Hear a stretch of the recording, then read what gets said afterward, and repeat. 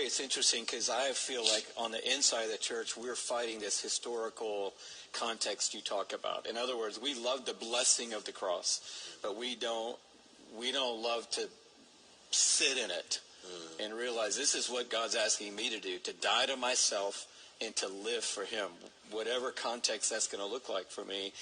But I want to flip that upside down because I think the other side of it is true with our nation's history. We understand the curse that was slavery, white people do, and we say that was bad, but we miss the blessing of slavery, that it actually built up the framework for the world that white people live in and lived in.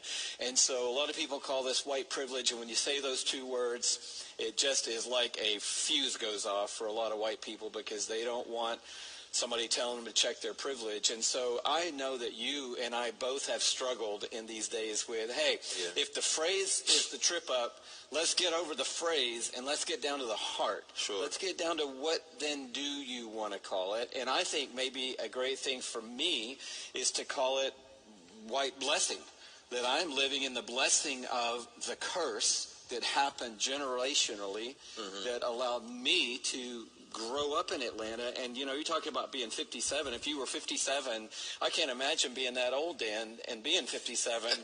But I've said to our church, Lecrae, a few weeks ago, when I was born, the day I was born on Boulevard at Georgia Baptist Hospital in 1958, black people did not have equal rights in this city. Not my grandparents' lifetime or their lifetime, in my lifetime. This is right now what we're talking about today. And